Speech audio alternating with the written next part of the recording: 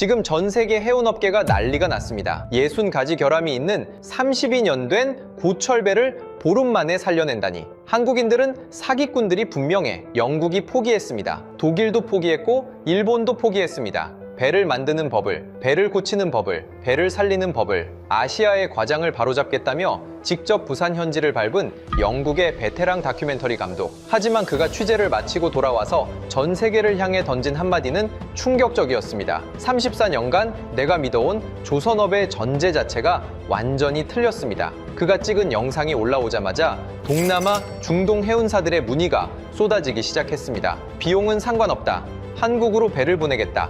우리 선박도 부산에서 수리받을 수 있느냐? 콧대 높은 영국 언론인의 가치관을 통째로 붕괴시킨 감천항 기적의 전말.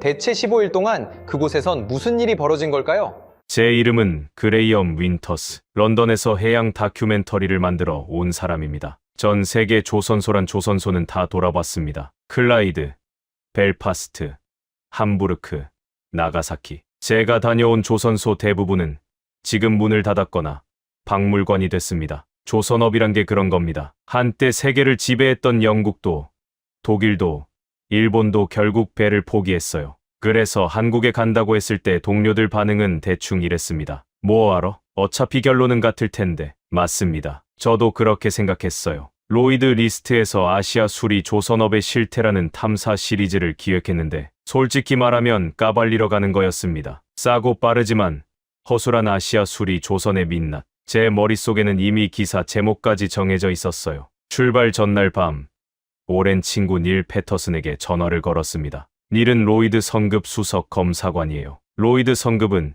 전 세계 선박의 안전을 판정하는 최고 권위 기관입니다. 닐은 그 기관에서 35년을 일한 사람이에요. 그레이엄.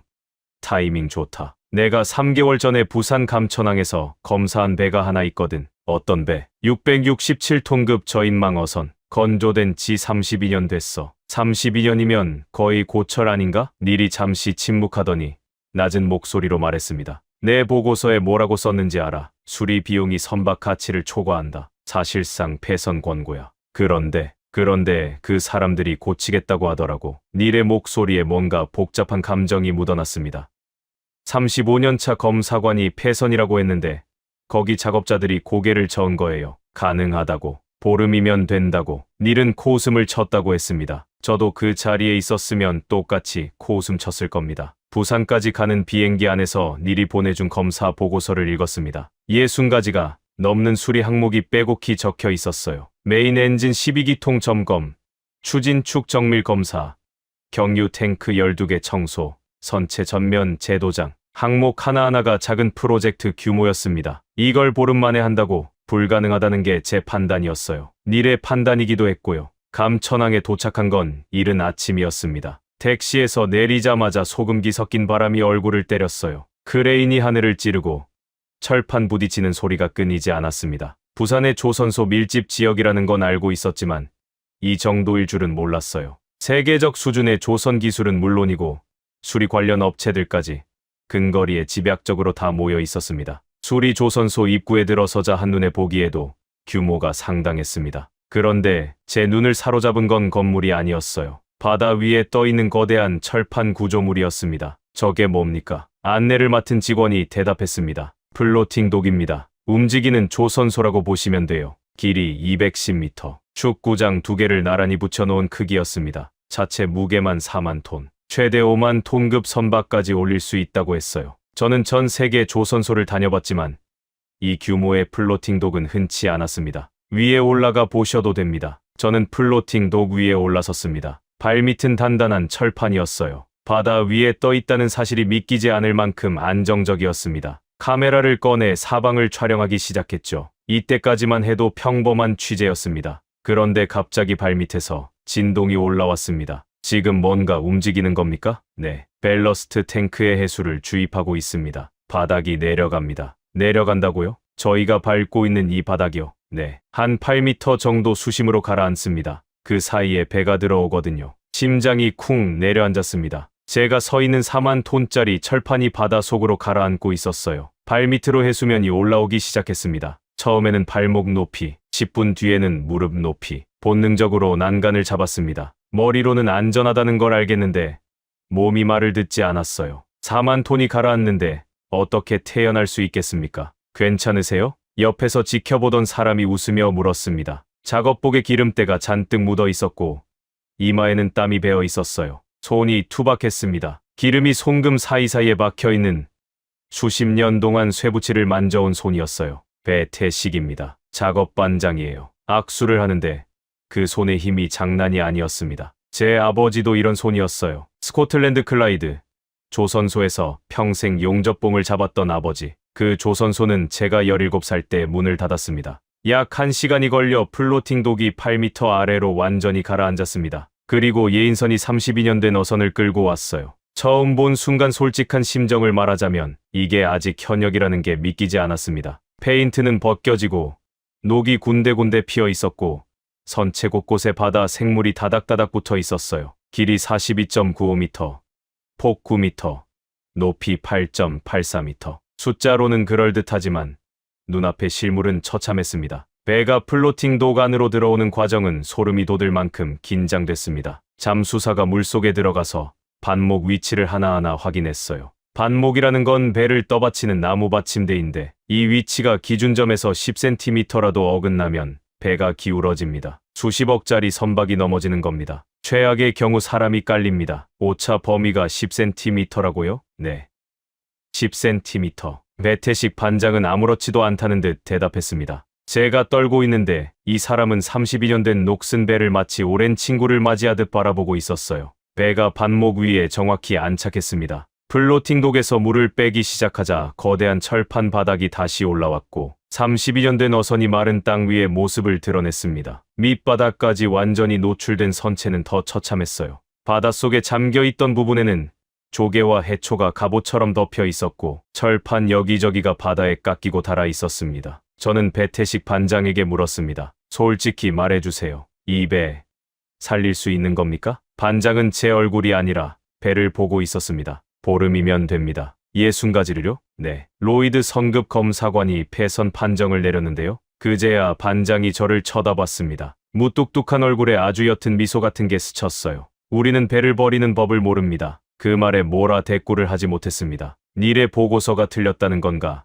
아니면 이 사람이 현실을 모르는 건가? 34년 경력의 제 모든 경험은 닐의 판단이 맞다고 말하고 있었습니다. 전 세계 어디서든 32년 된 배는 고철입니다. 그건 감정이 아니라 경제학이에요. 하지만 그 손이 자꾸 눈에 밝혔습니다. 기름이 송금에 박힌 수십 년 동안 배를 만지고 고치고 살려온 그 손. 제 아버지의 손과 똑같은 그 손이요. 호텔에 돌아와서 닐에게 전화했습니다. 첫날 봤어. 솔직히 닐, 내 말이 맞는 것 같아. 이 배는 고철이야. 그럴 줄 알았지. 그런데 반장이라는 사람이 보름이면 된다고 하더라고. 닐이 웃었습니다. 코웃음에 가까운 웃음이었어요. 그레이엄, 34년 경력인 네가 그걸 믿어? 아니, 안 믿어. 그냥 그 사람 손이 좀 신경 쓰여서. 손, 우리 아버지 손 같았거든. 전화기 너머로 닐이 잠시 침묵했습니다. 닐도 알고 있으니까요. 제 아버지가 조선소에서 무슨 일을 했는지, 그리고 그 조선소가 어떻게 죽었는지를. 그날 밤 잠이 오지 않았습니다. 내일 새벽 6시부터 본격적인 작업이 시작된다고 했어요. 250바 고압수로 선체를 세척하는 게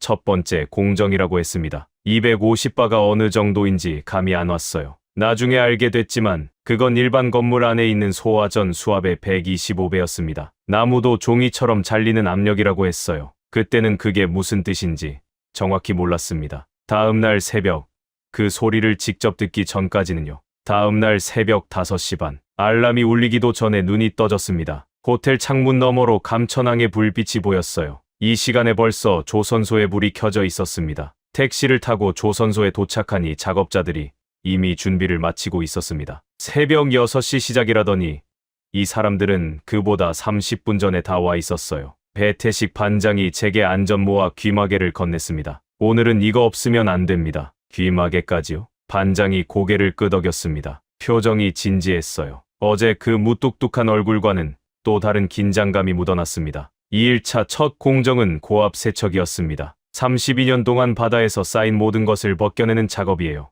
페인트, 녹, 조개, 해초, 바닷물이 만들어낸 부식층까지 전부. 장비는 단순했습니다. 고압 세척기와 노즐, 그리고 물. 하지만 그 물의 압력은 단순하지 않았어요. 250바입니다. 하정란 소장이 제 옆에 서서 말했습니다. 하정란, 감천항수리 조선소의 소장이었어요. 처신상이 강했습니다. 40대 후반의 여성인데 작업복 위에 안전조끼를 걸치고 헬멧을 쓴 모습이 현장 사람 그 자체였어요. 나중에 안 사실인데 기계공학 박사 학위를 가지고 있으면서 현장 경력만 20년이 넘는 분이었습니다. 250바가 어느 정도인지 감이 안 오시죠? 솔직히 그렇습니다. 건물 안에 있는 옥내 소화전 아시죠? 그 수압의 125배입니다. 125배. 숫자로는 알겠는데 체감이 되지 않았습니다. 그런데 그 체감이 안 되던 숫자가 현실이 되는 데는 정확히 10초가 걸렸어요. 새벽 6시. 작업자가 노즐을 들고 선체 앞으로 걸어갔습니다. 두꺼운 방수복에 안면 보호대까지 완전 무장이었어요. 마치 전투에 나가는 사람 같았습니다. 그가 트리거를 당기는 순간 저는 본능적으로 한 발 뒤로 물러났습니다. 총성이었습니다. 물줄기가 철판을 때리는 소리가 진짜 총성 같았어요. 귀마개를 끼고 있는데도 온몸이 울렸습니다. 하얀 물줄기가 선체에 닿자 32년 된 페인트가 종이처럼 벗겨져 나갔습니다. 조개 껍데기가 산산조각 났고 녹이 가루가 되어 날아갔어요. 마치 배를 발가벗기는 것 같았습니다. 32년치 세월을 한 겹 한 겹 벗겨내는 거였어요. 저 물줄기에 사람이 맞으면 어떻게 됩니까? 하정란 소장에게 물었습니다. 소장이 제 쪽을 보며 담담하게 말했어요. 살갗이 찢깁니다. 소장이 제 시선을 끌었습니다. 선체 밑에 깔려있는 반목을 가리키더군요. 반목은 아비동나무로 만든 건데 아비동이라는 게 세계에서 가장 단단한 목재 중 하나입니다. 쉽게 말해서 도끼로 내려쳐도 잘 안 쪼개지는 나무예요. 그 나무에 세척 물줄기가 실수로 닿은 적이 있었다고 했습니다. 종이처럼 잘렸어요. 세계에서 가장 단단한 나무가 종이처럼. 그리고 그 물줄기를 사람이 들고 있었습니다. 팔 하나에 250바의 반동을 받으면서 선체를 따라 일정한 속도로 이동하면서 단 한순간도 물줄기의 방향을 흐트러뜨리지 않으면서 기계가 하는 게 아니었습니다. 사람이 하고 있었어요. 왜 기계를 안 씁니까? 로봇팔 같은 걸로 하면 더 안전하지 않나요? 제 질문에 하정란 소장이 고개를 살짝 기울였습니다. 기계는 선체 곡면을 못 따라가요. 배라는 게 직선이 아니거든요. 모든 면이 곡선이에요. 그 곡선을 따라가면서 균일한 압력을 유지하려면 사람 손밖에 없습니다. 그 말에 저는 할 말을 잃었습니다. 250바짜리 물줄기를 맨손으로 잡고 곡면을 따라 균일한 압력으로 하루 종일. 이건 기술이 아니라 예술이었습니다. 아니, 전투였어요. 세척이 진행되면서 선체가 벌거벗기 시작했습니다. 32년 된 껍데기가 벗겨지자 밑에 있던 철판이 드러났어요. 저는 당연히 그 철판이 처참한 상태일 거라고 예상했습니다. 32년이잖아요. 바닷물에 32년, 소금과 파도와 압력에 32년을 시달린 철판이 온전할 리가 없었습니다. 그런데 이상한 일이 벌어졌어요. 하정란 소장이 세척이 끝난 부분을 손으로 쓸어보더니 고개를 끄덕였습니다. 생각보다 괜찮네. 괜찮다고요? 이 배, 건조할 때 강제를 좋은 걸 썼어요. 87년에 만들어진 배인데 당시 한국 조선소들이 품질에 목숨 걸던 시절이거든요. 87년. 그러니까 이 배가 태어난 해가 1987년이었습니다. 한국 조선업이 세계 시장을 향해 달려가던 시절. 그때 이 작은 어선 한 척에도 최고 품질의 강제를 넣었다는 거였어요. 32년이 지나서도 그 품질이 살아 있었습니다. 물론 전부 멀쩡한 건 아니었습니다. 소장이 한 지점에서 멈추더니 표정이 달라졌어요. 여기, 이 부분 보이세요? 저는 고개를 들이밀었습니다. 눈에는 아무것도 보이지 않았어요. 그냥 매끈한 철판이었습니다. 뭐가 보여야 하는 건데요? 눈으로는 안 보여요. 하지만 안에 균열이 있을 수 있습니다. 눈에 안 보이는 균열이요? 네. 금속 내부에 생긴 미세한 금이에요. 표면은 멀쩡해 보여도 속은 갈라져 있을 수 있거든요. 이걸 못 찾고 바다에 내보내면 최악의 경우에는 그 부분부터 찢어집니다. 찢어진다는 게 무슨 뜻인지 구체적으로 말씀해 주시겠습니까? 침몰이요. 그 한 단어가 등골을 타고 내려갔습니다. 눈에 보이지 않는 균열. 그것 하나 때문에 배가 침몰할 수 있다. 그리고 이걸 찾아내야 한다. 대체 어떻게? 방법이 있습니다. 소장이 말했어요. 형광쇠가루로 찾아냅니다. 형광쇠가루. 처음 듣는 말이었습니다. 제가 34년 동안 해양 분야에 있었는데 이런 검사 방법을 직접 본 적이 없었어요. 나중에 알게 된 건데 이건 서구권에서는 거의 사라진 기술이었습니다. 너무 숙련된 기술자가 필요하기 때문에 대부분 기계 검사로 대체했거든요. 그런데 한국에서는 아직 이 기술을 쓰고 있었고 기계보다 더 정밀한 결과를 내고 있었습니다. 그건 나중 이야기고 그 순간 저는 세척 현장에서 눈을 뗄 수가 없었습니다. 작업자들의 움직임에 빠져들어 있었거든요. 250바의 반동을 버티면서 곡면을 따라 이동하는 그 사람들. 한 번도 쉬지 않았어요. 할 때만 잠깐 멈출 뿐 물줄기는 하루 종일 쉬지 않고 선체를 때렸습니다. 그 장면을 보면서 갑자기 아버지가 떠올랐습니다. 제 아버지도 이렇게 배를 벗겼습니다. 클라이드 강가에서 스코틀랜드의 차가운 바람을 맞으면서 아버지의 손은 늘 거칠었어요. 공장 기름이 송금 사이사이에 박혀 있었고 겨울이면 갈라진 손등에서 피가 났습니다. 하지만 그 조선소는 1985년에 문을 닫았어요. 영국은 배를 포기했습니다. 배를 고치는 기술도 배를 고치는 사람도 함께 사라졌어요. 그런데 여기에는 아직 있었습니다. 배를 고치는 사람이, 250바를 맨손으로 잡는 사람이, 32년 된 배를 버리지 않는 사람이, 저녁 때 호텔로 돌아가면서 하루 동안 촬영한 영상을 일에게 보냈습니다. 250바 고압 세척 장면이었어요. 노즐에서 뿜어져 나오는 물줄기가 선체를 때리는 장면, 페인트가 벗겨지는 장면, 작업자가 곡면을 따라 이동하는 장면. 1시간 뒤 닐에게서 답장이 왔습니다. 250바. 이 조선소에서 이 규모 시설을? 말도 안 돼. 닐의 놀라움이 느껴졌습니다. 로이드 성급 수석 검사관이 놀라고 있었어요. 하지만 닐은 아직 코웃음을 거두지 않았습니다. 장비가 좋다고 배가 살아나는 건 아니야.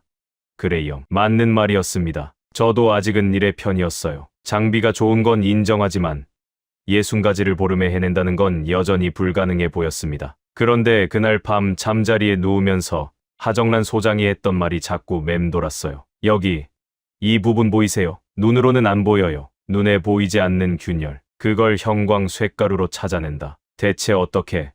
도무지 상상이 안 됐습니다. 그리고 소장이 마지막에 덧붙인 말이 있었습니다. 이건 시작에 불과해요.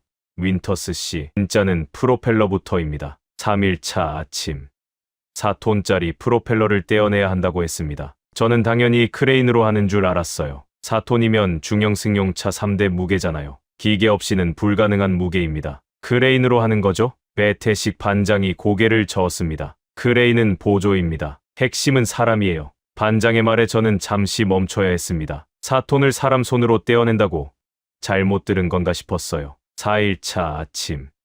선체 뒤편에 도착하니 이미 작업 준비가 끝나 있었습니다. 먼저 떼어내야 할 것은 방향키였어요. 배의 진행 방향을 조종하는 거대한 철판인데 무게가 약 3톤이었습니다. 그 다음이 프로펠러, 4톤에서 5톤 사이. 그리고 마지막이 추진축. 프로펠러를 배의 엔진에 연결하는 긴 금속 막대인데 이것까지 전부 분리해서 검사해야 했습니다. 작업자 4명이 방향키 앞에 섰습니다. 도구는 놀라울 정도로 단순했어요. 대형 렌치, 충격 공구, 그리고 토치. 그게 전부였습니다. 첫 번째 난관은 볼트였습니다. 32년 동안 바닷물에 잠겨있던 볼트는 녹이 슬어서 꿈쩍도 하지 않았어요. 렌치를 걸고 온 힘을 줘도 꿈쩍을 안 합니다. 작업자 한 명이 토치를 꺼냈습니다. 파란 불꽃이 볼트 주변을 달궜어요. 금속이 팽창하면서 녹의 결합이 느슨해지는 원리였습니다. 뜨거워진 볼트에 충격 공구를 대고 내리치는 순간 드디어 꺽하는 소리와 함께 볼트가 돌아갔습니다. 그런데 이런 볼트가 한두 개가 아니었어요. 방향키 하나에 달린 볼트가 수십 개였습니다. 하나하나를 토치로 달구고 충격을 주고 렌치로 돌리고 이 과정을 수십 번 반복해야 했어요. 저는 카메라를 들고 가까이 다가갔습니다. 작업자들의 얼굴이 렌즈에 잡혔어요. 땀이 비 오듯 쏟아지고 있었습니다. 기온이 높은 것도 있었지만 토치 열기가 사방에서 올라왔거든요. 철판 사이좁은 공간에서 불꽃을 쓰면서 자세를 비틀면서 수십 킬로그램짜리 공구를 다루면서 이들의 작업복은 시작한 지 30분 만에 이미 젖어 있었습니다. 하나 잡아보시겠어요? 작업자 한 명이 충격 공구를 제게 내밀었습니다. 받아들었는데 팔이 축 내려갔어요. 무게가 장난이 아니었습니다. 이걸 하루 종일요, 매일이요. 그 한마디에 뭔가가 목구멍을 막았습니다. 매일. 이 무게를, 이 열기 속에서 매일. 그게 이 사람들의 일상이었어요. 3톤짜리 방향키가 분리되는데 2시간이 넘게 걸렸습니다. 마지막 볼트가 풀리고 크레인이 방향키를 들어 올리는 순간 작업자들 사이에서 짧은 한숨이 나왔어요. 환호가 아니었습니다. 안도에 가까운 숨 내쉼이었죠. 아직 프로펠러가 남아있으니까요. 프로펠러 작업은 차원이 달랐습니다. 방향키의 거의 2배 무게. 게다가 프로펠러는 추진축에 압입돼 있었어요. 쉽게 말하면 쇠에 쇠가 꽉 끼어 있는 겁니다. 32년 동안 바닷물 속에서 합체가 된 거나 다름없었어요. 배태식 반장이 직접 나섰습니다. 반장이 유압 프레스를 추진축 끝에 걸치더니 작업자들에게 신호를 보냈어요. 유압이 걸리면서 엄청난 힘이 프로펠러와 축 사이에 가해졌습니다. 쇠덩이가 비명을 지르는 것 같은 소리가 났어요. 이빨이 시린 금속음이었습니다. 안 빠졌습니다. 반장이 아무 말 없이 유압을 풀고 다시 세팅했어요. 각도를 조금 바꾸고 프레스 위치를 미세하게 조정하고 다시 유압을 걸었습니다. 또 안 빠졌어요. 세 번째 시도. 반장이 토치로 접합부를 오래 달궜습니다. 금속이 팽창하는 시간을 충분히 기다린 뒤 유압을 걸면서 동시에 작업자 2명이 대형 해머로 축을 때렸어요. 쾅, 쾅, 쾅. 진동이 발끝까지 전해졌습니다. 퍽 하는 묵직한 소리와 함께 프로펠러가 축에서 밀려났습니다. 1cm. 겨우 1cm가 벌어진 거예요. 하지만 그 1cm가 32년의 결합을 깬 겁니다. 거기서부터는 반복이었습니다. 유압 걸고 해머 치고 조금씩 밀어내고 4시간. 4톤짜리 프로펠러를 추진축에서 완전히 분리하는데 꼬박 4시간이 걸렸습니다. 크레인이 분리된 프로펠러를 들어 올리는 순간 저는 그 프로펠러를 올려다봤어요. 거대한 날개에 내장이 달린 청동색 덩어리. 바닷물에 닳고 부딪혀서 군데군데 패여 있었지만 32년 동안 바다를 갈라온 흔적이 뚜렷했습니다. 이 프로펠러가 한 바퀴 돌 때마다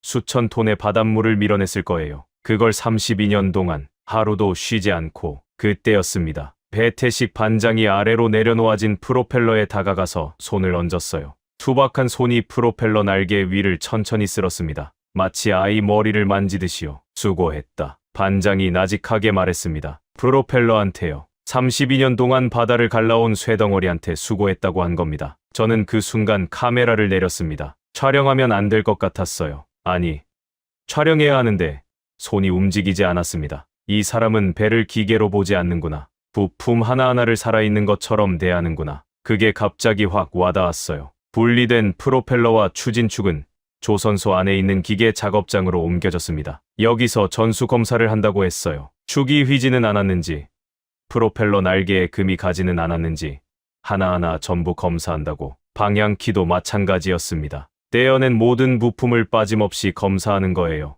떼어내는 것보다 검사가 더 중요합니다. 하정란 소장이 말했어요. 잘못된 부품 하나를 놓치면 바다에서 사람이 죽거든요. 사람이 죽는다. 그 말의 무게가 이 조선소에서는 다르게 들렸습니다. 사무실에서 보고서를 쓸 때는 그냥 리스크 팩터라는 단어로 처리했거든요. 하지만 여기서는 그게 진짜였어요. 이 부품들이 제대로 작동하지 않으면 바다 한가운데서 사람이 죽습니다. 실제로 그런 일이 있었고요. 기계 작업장에서 추진축을 살펴보는데 그곳에서 한 사람을 만났습니다. 혹시 외국에서 오신 분이에요? 60대 초반으로 보이는 남자였어요. 얼굴이 검게 탔고 주름이 깊었습니다. 손이 두꺼웠어요. 바닷바람과 그물에 단련된 손이었습니다. 네, 영국에서 왔습니다. 다큐멘터리를 만들고 있어요. 우리 배를 찍으러 온 거예요? 내 배라고요? 네, 저 배가 제 배예요. 강필두입니다. 선장이에요. 이 배의 선장이었습니다. 32년 된 어선이. 저는 반사적으로 카메라를 들었어요. 이 배랑 얼마나 됐습니까? 32년이요. 처음 진수할 때부터 탔어요. 32년이면 배보다 더 오래같이 한 가족이 있습니까? 선장이 잠시 생각하더니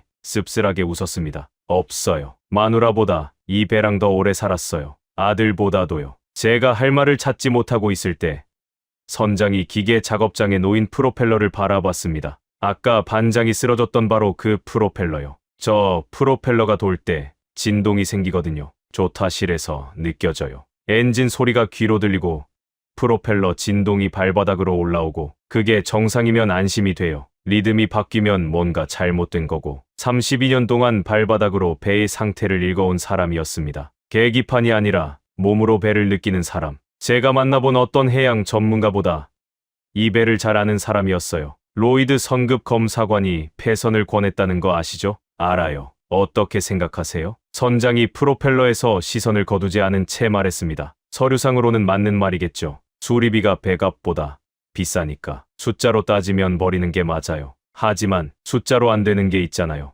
선장의 눈이 붉어졌습니다. 32년. 풍랑도 함께 버텼고, 만선의 기쁨도 함께 나눴고, 동료를 잃은 슬픔도 이 배 위에서 겪었을 겁니다. 그걸 숫자로 따질 수는 없었어요. 살릴 수 있으면 살려야죠. 그래서 여기 온 거예요. 그리고 나서 선장이 덧붙인 말이 있었습니다. 근데 솔직히 걱정은 돼요. 뭐가요? 눈에 안 보이는 거. 속에 금이 가 있으면 어떡하나. 바다에서 그게 갈라지면 끝이거든요. 하정란 소장이 아까 한 말과 똑같은 걱정이었습니다. 눈에 보이지 않는 균열. 소장은 방법이 있다고 했어요. 형광 쇳가루로 찾아낸다고. 선장의 걱정과 소장의 자신감. 그 사이에서 답이 나오려면 그 형광 쇳가루라는 것의 정체를 직접 봐야 했습니다. 기계 작업장을 나오면서 하정란 소장에게 물었어요. 내일 그 비파괴 검사라는 거 직접 볼 수 있습니까? 물론이죠. 내일 마침 추진축 검사가 예정돼 있어요. 소장이 잠시 멈추더니 덧붙였습니다. 윈터스 씨, 내일은 좀 어두운 데서 봐야 합니다. 형광이 빛나려면 어둠이 필요하거든요. 어둠 속에서 빛나는 쇳가루.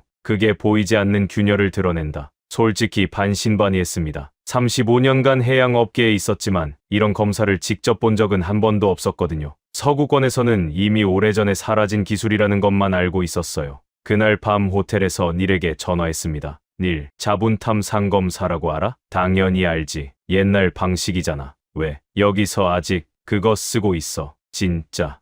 지금 시대? 닐의 목소리에 놀라움과 의아함이 섞여 있었습니다. 기계 검사로 대체한 지가 언젠데. 사람 손으로 하는 건 정밀도가 들쭉날쭉하잖아. 근데 소장이 기계보다 더 정밀하다고 하더라고. 그건 검사자 실력에 달린 건데 아무나 할 수 있는 게 아니야. 닐의 말도 맞았습니다. 실제로 이 방법이 사라진 이유가 바로 그거였거든요. 숙련된 기술자가 필요한데 그런 기술자를 키우는데 시간이 너무 많이 걸렸습니다. 그래서 다들 기계로 갈아탄 거예요. 그런데 한국에는 아직 그 기술자가 있다고 했습니다. 내일이면 알게 되겠죠. 어둠 속에서 형광이 정말 보이지 않는 금을 찾아내는지, 어둠이 필요하다는 말이 무슨 뜻인지 다음 날 직접 알게 됐습니다. 기계 작업장 한쪽에 검사실이 있었어요. 들어가자마자 눈이 적응할 수 없을 만큼 캄캄했습니다. 창문이라곤 없고 형광등도 꺼져 있었어요. 유일한 빛은 구석에서 희미하게 빛나는 자외선 램프 하나뿐이었습니다. 그리고 거기에 한 사람이 서 있었습니다. 우상혁입니다.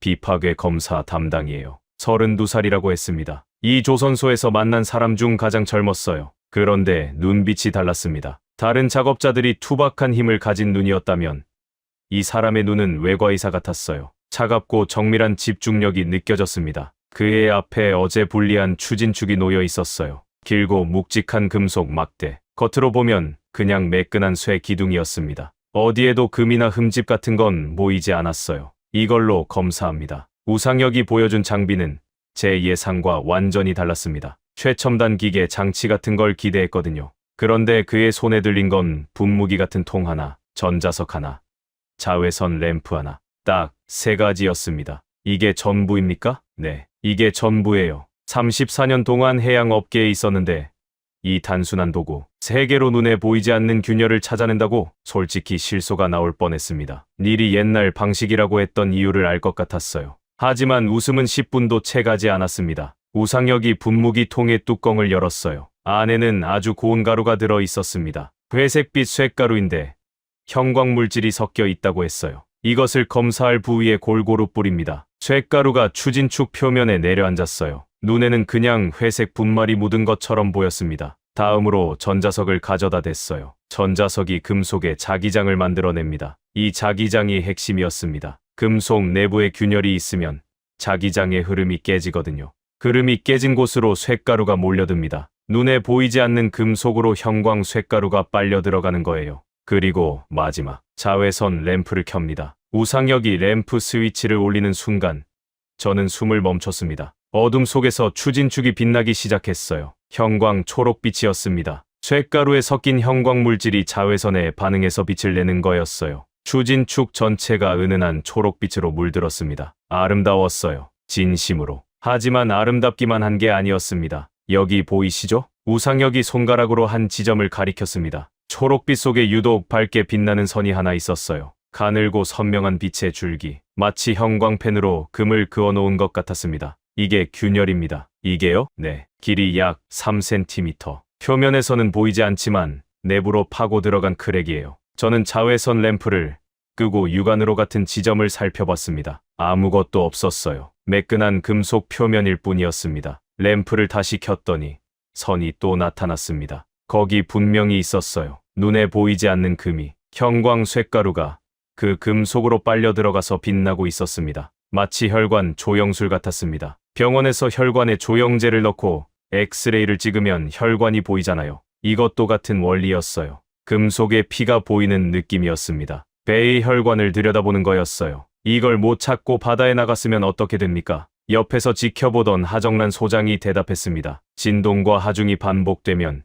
균열이 커집니다. 작은 금이 점점 벌어져요. 어느 순간 임계점을 넘기면 그때부터는 순식간이에요. 순식간이라는 건 철판이 찢어집니다. 바닷물이 들어오고 최악의 경우 침몰이요. 3cm, 겨우 3cm짜리 균열 하나가 배를 침몰시킬 수 있다. 그리고 그 3cm를 이 사람은 쇳가루와 자석과 자외선 램프로 찾아냈습니다. 우상혁은 검사를 계속했어요. 추진축의 모든 표면을 구간별로 나눠서 같은 과정을 반복했습니다. 쇳가루 뿌리고 전자석 대고 자외선 켜고 확인하고 하나의 구간을 검사하는데 약 20분. 추진축 전체를 다 보려면 반나절이 걸린다고 했어요. 검사를 하는 동안 우상혁의 손놀림을 계속 지켜봤습니다. 쇳가루를 뿌리는 양, 전자석을 대는 각도, 자외선 램프를 비추는 거리, 모든 동작이 일정했어요. 기계처럼 정밀한데 기계에는 없는 뭔가가 있었습니다. 감이라고 해야 할까요? 특정 부위에서 램프를 조금 더 오래 비추거나 쇳가루를 한 번 더 뿌리거나 미세한 차이인데 그게 숙련된 기술자만이 가진 촉이었습니다. 이 기술을 배우는데 얼마나 걸립니까? 기본 교육은 6개월이에요. 하지만 현장에서 혼자 검사할 수 있으려면 최소 3년은 해야 합니다. 3년이요? 미세한 균열과 쇳가루 뭉침을 구별하는 눈은 시간이 없으면 안 생겨요. 교과서로는 안 됩니다. 그 말을 듣고 니리 했던 얘기가 떠올랐습니다. 이 방법이 서구권에서 사라진 이유. 숙련된 기술자를 키우는데 시간이 너무 많이 걸리니까 다들 기계로 대체한 거였어요. 더 빠르고 더 편하고 사람에 의존하지 않아도 되니까. 하지만 기계가 이 정밀도를 낼 수 있을까? 저는 솔직히 의문이 들었습니다. 그때 검사실 문이 열리고 누군가 들어왔습니다. 금발의 키가 큰 여성이었어요. 작업복 위에 다른 조선소 마크가 붙어 있었습니다. 안녕하세요. 엘레나 코발렌코입니다. 노르웨이 DNV에서 왔어요. DNV, 노르웨이에 본사를 둔 세계적인 성급 기관이었습니다. 로이드 성급과 함께 세계 해양 안전의 양대 산맥이죠. 국제 성급 합동 검사차 감천항을 방문했다고 했습니다. 엘레나가 우상혁의 검사 과정을 지켜보더니 눈이 커졌어요. 자분탐 상검사를 아직 쓰고 있어요? 네. 여기서는 표준 검사 방법 중 하나입니다. 노르웨이에서는 이 방법을 10년 전에 포기했어요. 왜요? 엘레나가 어깨를 으쓱했습니다. 너무 숙련된 기술자가 필요하니까. 그 정도 사람을 키울 여유가 없었어요. 그래서 초음파 자동 검사 장비로 전환했죠. 초음파 장비의 정밀도는 어떻습니까? 제가 물었습니다. 엘레나가 잠시 생각하더니 솔직하게 대답했어요. 나쁘지 않아요. 하지만 이 정도는 아닙니다. 엘레나가 자외선 램프 아래에서 빛나는 균열 표시를 가리켰습니다. 이 정밀도를 기계로 내려면 장비 가격이 몇 배는 뛰어요. 그리고 그래도 곡면 부위에서는 사람 손을 못 따라와요. 기계는 직선은 잘 보는데 곡선에서 약하거든요. 그럼 이 방법이 더 우수하다는 건가요? 기술자 실력이 이 정도라면 그렇죠. 엘레나가 우상혁을 바라보며 말했습니다. 한국에 아직 이 기술을 쓸 수 있는 사람이 있다는 게 믿기지 않아요. 솔직히 부럽습니다. 우상혁은 그 말에 특별한 반응 없이 검사를 계속했어요. 다음 구간에 쇳가루를 뿌리고 있었습니다. 칭찬에 들떠야 할 나이인데 이 사람은 그냥 자기 일에 집중하고 있었습니다. 검사가 끝나고 밝은 곳으로 나왔을 때 하정란 소장이 결과를 정리해줬습니다. 추진축에서 균열 1건 발견, 프로펠러 블레이드에서 미세 크랙 2건 발견, 방향키는 이상 없음. 균열이 발견된 부분은 어떻게 합니까? 깎아내고 용접으로 보강합니다. 보강 후에 다시 같은 검사를 합니다. 빛이 안 나올 때까지요. 빛이 안 나올 때까지. 즉 눈에 보이지 않는 금이 완전히 사라질 때까지 검사를 반복한다는 뜻이었습니다. 검사실을 나오면서 엘레나에게 물었어요. 엘레나, 당신 35개국 조선소를 다녀봤다고 했죠? 네. 이 수준의 비파괴 검사를 다른 곳에서 본 적 있어요? 엘레나가 잠시 생각하더니 고개를 저었습니다. 없어요. 이건 한국이기 때문에 가능한 거예요. 기술도 기술이지만 이 기술을 유지할 수 있는 사람이 있다는 게 핵심이거든요. 호텔에 돌아와서 닐에게 영상을 보냈습니다. 자외선 아래에서 형광 초록빛이 균열을 따라 빛나는 장면이었어요. 20분 뒤 닐에게서 전화가 왔습니다. 그레이엄. 닐의 목소리가 달라져 있었습니다. 코웃음이 사라져 있었어요. 이건 우리 검사 장비보다 더 정밀한데 나도 직접 보고 놀랐어. 이게 수리 조선소에서 나온 결과라고? 맞아. 전화기 너머에서 긴 침묵이 흘렀습니다. 35년차 로이드 성급 수석 검사관이 말을 잃은 거예요. 닐, 그레이엄, 한 가지만 물어보자. 거기 탱크 청소는 어떻게? 탱크, 아직 안 봤는데. 내가 그 배 검사할 때 경유 탱크 상태가 심각했어. 밀폐 공간이라 가스 문제도 있고 사실 내 폐선 판정의 결정적 이유 중 하나가 탱크 상태였거든. 그래, 내일 탱크 작업 있으면 꼭 봐. 그리고 영상 보내줘. 닐의 태도가 바뀌고 있었습니다. 코웃음에서 관심으로, 관심에서 뭔가 다른 감정으로 35년의 확신에 균열이 생기기 시작한 거예요. 형광 쇳가루가 금속의 균열을 찾아냈듯이 이 조선소가 닐의 확신에서 균열을 찾아내고 있었습니다. 6일차에 경유 탱크 청소가 예정돼 있다고 했습니다. 이 배에는 유류 탱크가 12개 있었어요. 그 중 8개를 열어서 사람이 직접 들어가 청소해야 한다고 했습니다. 밀폐된 공간, 산소 농도가 기준 이하면 사람이 의식을 잃습니다. 그 안에 사람이 들어가야 했어요. 닐이 폐선 판정의 결정적 이유라고 한 그 탱크. 과연 어떤 상태이길래, 그리고 그 안에 들어간다는 건 도대체 어떤 경험이길래. 6일차 아침이 밝아오고 있었습니다. 6일차 아침, 조선소에 도착하니 분위기가 전날과 달랐습니다. 작업자들이 평소보다 조용했어요. 농담도 없고 장난도 없었습니다. 배태식 반장의 표정도 한층 더 굳어 있었어요. 오늘은 탱크입니다. 반장이 짧게 말했습니다. 그 한마디에 작업자들의 어깨가 미세하게 긴장하는 게 보였어요. 며칠간 함께 지내면서 이 사람들의 분위기를 읽을 수 있게 됐거든요. 250바 고압 세척을 할 때도 4톤 프로펠러를 뜯을 때도 이런 분위기는 아니었습니다. 힘든 건 힘들었지만 긴장감의 종류가 달랐어요. 오늘은 달랐습니다. 무거웠어요. 하정란 소장이 제게 다가왔습니다. 윈터스 씨, 오늘 작업은 위험합니다. 탱크 입구까지만 동행하실 수 있어요. 안에는 못 들어갑니다. 왜요? 밀폐 공간이거든요. 산소 농도가 기준 이하면 들어간 사람이 의식을 잃어요.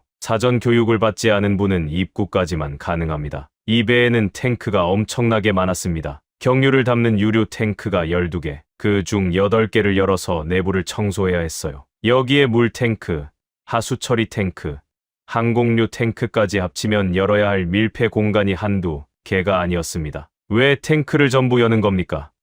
밖에서 세척하면 안 되나요? 탱크 내부에 32년 동안 쌓인 슬러지가 있어요. 경유 찌꺼기와 수분이 엉겨붙은 건데 이게 부식의 원인이거든요. 안에서 직접 긁어내야 합니다. 소장의 설명을 듣고 있는데 작업자 한 명이 탱크 뚜껑 앞에서 장비를 점검하고 있었어요. 가장 먼저 꺼낸 건 가스 측정기였습니다. 생긴 건 작은 리모컨 같았는데 이게 사람의 목숨을 가르는 장비였습니다. 먼저 가스 측정부터 합니다. 반장이 설명했어요. 밀폐된 탱크 안에는 경유 증기가 차 있을 수 있어요. 그리고 산소 농도가 떨어져 있을 수도 있고요. 측정 안 하고 뚜껑 열었다가 불꽃이라도 튀면 폭발합니다. 폭발. 그 단어에 등골이 서늘해졌습니다. 작업자가 탱크 뚜껑의 볼트를 조심스럽게 풀었어요. 완전히 열지는 않았습니다. 볼트를 절반만 풀어서 틈을 만들고 그 틈으로 가스 측정기를 밀어 넣었어요. 모두가 숨을 죽이고 측정기 화면을 바라봤습니다. 숫자가 올라갔습니다. 산소 농도 16점, 17점. 작업자의 손이 멈춘 채 화면을 응시했어요. 작업 허가 기준이 산소 농도 최소 18%. 대기 중 산소 농도가 21%니까 18% 이상이어야 사람이 안전하게 숨을 쉴 수 있다는 뜻입니다. 지금 17%. 기준 미달이에요. 환기합니다. 반장이 지시했어요. 뚜껑을 완전히 열고 강제 환기 장치를 가동했습니다. 팬이 돌아가면서 탱크 안에 공기를 빨아내고 바깥 공기를 밀어 넣었어요. 10분, 20분. 다시 측정기를 넣었습니다. 18점. 기준 통과. 작업자들 사이에서 짧은 고개 끄덕임이 오갔습니다. 안도의 한숨 같은 건 없었어요. 바로 다음 절차로 넘어갔습니다. 탱크 안으로 들어가는 사람이 준비를 시작했습니다. 안전대를 몸에 감고 헬멧을 쓰고 마스크를 착용했어요. 그리고 밧줄 한 끝을 자기 허리에 묶고 다른 끝을 밖에 있는 동료에게 건넸습니다. 밧줄은 왜 묶는 겁니까? 제가 물었어요. 안에서 쓰러지면 끌어내야 하니까요. 배태식 반장이 담담하게 말했습니다. 쓰러지면 끌어내야 한다. 그러니까 쓰러질 수 있다는 전제가 깔려 있는 거였어요. 이 사람들은 매번 그 가능성을 안고 탱크에 들어가는 겁니다. 저는 탱크 입구까지 따라갔습니다. 맨홀 크기의 구멍이었어요. 사람 한 명이 겨우 들어갈 수 있는 좁은 입구 안을 들여다봤습니다. 캄캄했어요. 랜턴을 비추자 좁은 철벽이 사방으로 보였고 바닥에는 검은 슬러지가 두껍게 깔려 있었습니다. 32년치 경유 찌꺼기 냄새가 올라왔어요. 기름과 쇠와 바닷물이 섞인 코를 찌르는 악취였습니다. 저도 모르게 고개를 뒤로 뺐습니다. 본능이었어요. 이 안에 들어간다고?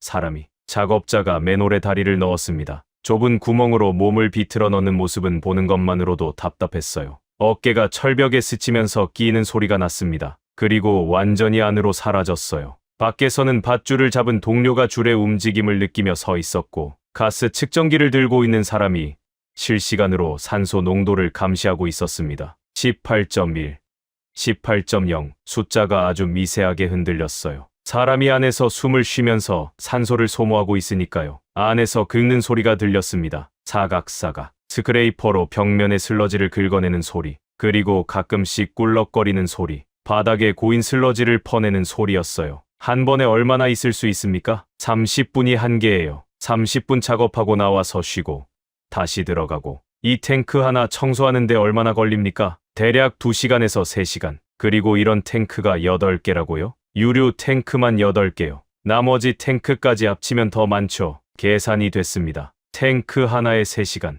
8개면 24시간. 여기에 나머지 탱크까지 쉬는 시간, 환기 시간, 측정 시간을 합치면 이 작업 하나에만 이틀 넘게 걸리는 거였어요. 그리고 그 이틀 동안 사람이 계속 저 안에 들어갔다 나왔다를 반복하는 겁니다. 30분 뒤 작업자가 맨홀 밖으로 올라왔습니다. 헬멧을 벗자 얼굴이 새까맸어요. 기름과 슬러지가 범벅이었습니다. 숨을 몰아쉬고 있었어요. 좁은 공간에서 30분 동안 몸을 웅크리고 일한 거니까요. 저는 그 사람에게 다가갔습니다. 카메라를 들지 않았어요. 카메라를 들 수가 없었습니다. 왜 이 일을 하세요? 작업자가 수건으로 얼굴을 닦으며 저를 쳐다봤습니다. 40대 초반쯤 돼 보였어요. 아들 등록금이요. 다음 학기면 졸업이거든요. 그 한마디에 제 안에서 뭔가가 무너졌습니다. 이 사람은 영웅이 아니었어요. 슈퍼맨이 아니었습니다. 아들 등록금을 벌기 위해 산소 농도 18%짜리 캄캄한 쇠통 안으로 기어들어가는 아버지였습니다. 아들이 뭘 전공하는데요? 기계공학이요. 조선소에서 일하게 되려나요? 작업자가 웃었습니다. 기름에 범벅된 얼굴로 웃는 게 마음이 아팠어요. 글쎄요. 요즘 젊은 사람들은 이런 일 안 하려고 하잖아요. 그 말에 하정란 소장의 표정이 살짝 어두워지는 게 보였습니다. 소장도 같은 고민을 하고 있는 거겠죠. 이 기술을 이어갈 사람이 줄어들고 있다는 것. 250발을 잡을 손. 형광 쇳가루로 균열을 읽을 눈. 밀폐 탱크에 들어갈 용기. 이것들이 사라지면 한국 수리 조선업의 경쟁력도 함께 사라지는 겁니다. 두 번째 탱크, 세 번째 탱크. 작업은 계속됐습니다. 탱크마다 먼저 가스를 측정하고 환기하고 기준을 통과하면 사람이 들어가고 30분 단위로 교대하고 같은 과정이 반복됐어요. 하지만 매번 가스 측정기의 숫자가 다르게 나왔습니다. 어떤 탱크는 바로 통과했고 어떤 탱크는 환기를 2번 해야 했어요. 네 번째 탱크에서는 산소 농도가 15%까지 떨어져 있어서 30분 넘게 환기를 돌려야 했습니다. 15%면 어떻게 됩니까? 의식이 흐려져요. 판단력이 떨어지고 몸에 힘이 빠지고 본인은 잘 모릅니다. 그냥 졸리다고 느끼거든요. 그래서 더 위험해요. 졸리다고 느끼면서 죽을 수 있다. 그 말이 머릿속에서 떠나지 않았습니다. 해가 기울 무렵 그날의 탱크 작업이 끝났습니다. 작업자들이 하나둘씩 장비를 정리하고 있었어요. 저는 한쪽에 앉아서 하루 동안 촬영한 영상을 돌려봤습니다. 카메라에 잡힌 작업자들의 얼굴, 탱크에서 올라와 숨을 몰아쉬는 모습, 기름 범벅 얼굴로 웃는 모습, 산소 측정기의 숫자가 18을 넘기는 순간의 미세한 안도. 그날 밤 호텔에서 아무에게도 전화를 하지 않았습니다. 닐에게 영상도 보내지 않았어요. 혼자 생각하고 싶었습니다. 제 아버지도 이런 일을 했습니다. 밀폐된 탱크 안에서. 스코틀랜드의 클라이드, 조선소에서. 아버지는 그 일을 35년 했고 은퇴하고 2년 만에 돌아가셨어요.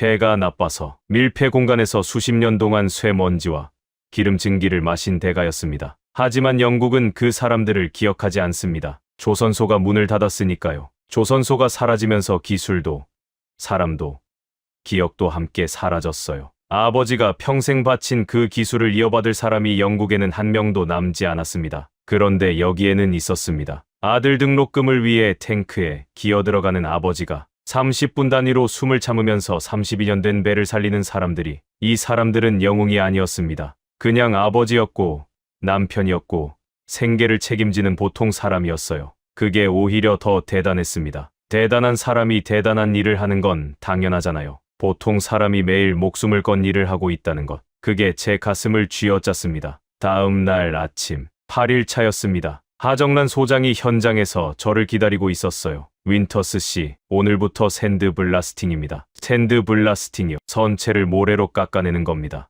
도장전의 표면을 완전히 벗겨야 하거든요. 250바 세척으로 이미 벗기지 않았습니까? 소장이 고개를 저었습니다. 세척은 이물질을 제거하는 거고 블라스팅은 표면 자체를 깎는 거예요. 철판이 새 도료를 제대로 물어야 하거든요. 매끈한 표면에는 도료가 안 붙어요. 거칠게 만들어야 합니다. 모래로 철판을 깎는다고요? 모래가 아니라 PS볼이라고 해요. 슬래그 부산물로 만든 연마제인데 이걸 고압으로 쏘면 철판 표면을 깎아냅니다. 소장이 한마디를 덧붙였습니다. 보호구 없이 맞으면 살같이 찢깁니다. 오늘은 현장에 가까이 가시면 안 돼요. 또 살같이 찢긴다는 말이었습니다. 250바도 그랬고 블라스팅도 그렇고 이 조선소에서는 하루 걸러 살같이 찢기는 작업을 하고 있었어요. 블라스팅 현장에 도착하자마자 작업자들의 복장이 눈에 들어왔습니다. 지금까지 봤던 작업복과는 차원이 달랐어요. 가죽으로 된 헬멧을 쓰고 있었는데 얼굴 전체를 감싸는 형태였습니다. 투명 면판이 달려 있었고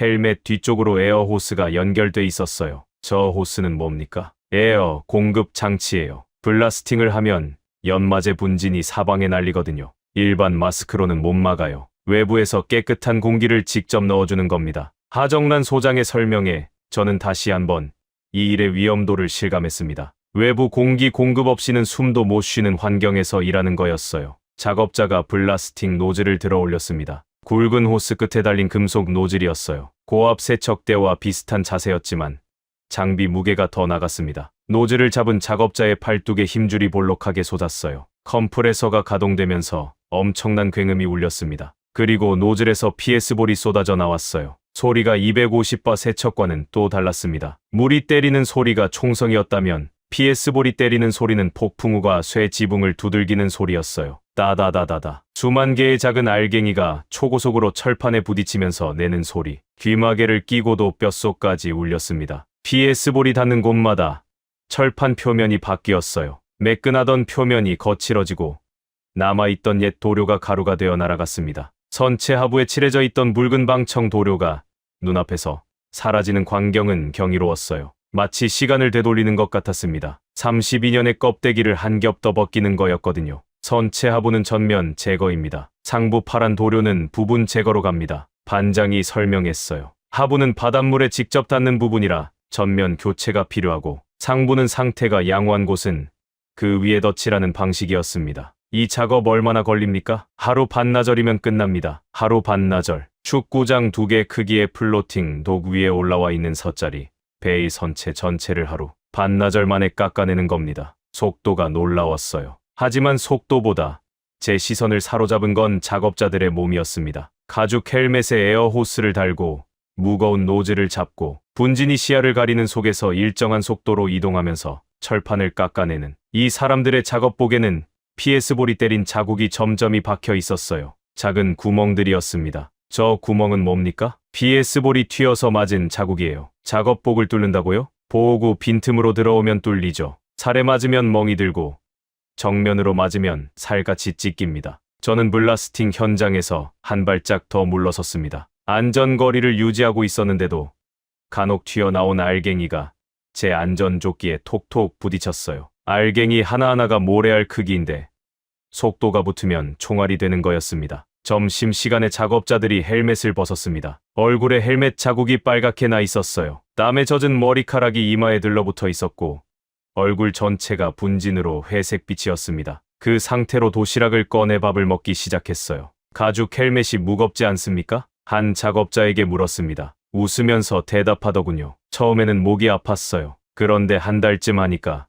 괜찮아지더라고요. 한 달이요. 목 근육이 적응하는데 한 달은 걸려요. 그 전에 포기하는 사람도 많아요. 그러니까 이 일을 하려면 목 근육부터 만들어야 하는 거였습니다. 기술을 배우기 이전에 몸이 먼저 적응해야 하는 일. 250발을 잡는 팔, 밀폐 탱크에 들어가는 폐활량, 가죽 헬멧을 버티는 목. 이 조선소의 모든 작업은 사람의 몸을 요구하고 있었어요. 오후에 블라스팅이 재개됐습니다. 오전에 선체 한쪽 면을 끝냈고 오후에 나머지 면을 작업했어요. 해가 기울 무렵 선체 하부, 전면과 상부 일부의 블라스팅이 완료됐습니다. 정말 하루 반나절이었어요. 블라스팅이 끝난 선체를 올려다봤습니다. 놀라운 광경이었어요. 아침까지만 해도 녹과 옛 도료가 얼룩진 울퉁불퉁한 표면이었는데 지금은 은색 철판이 그대로 드러나 있었습니다. 민둥민둥한 은빛 철판. 마치 32년의 세월을 전부 지워버린 것 같았어요. 배가 처음 태어났을 때의 표면이 다시 나타난 거였습니다. 이제 옷을 입혀야죠. 하정란 소장이 말했습니다. 도장입니까? 네. 3종류 도료를 4번 이상 칠하고 말려야 합니다. 3종류를 4번이요? 방청도료,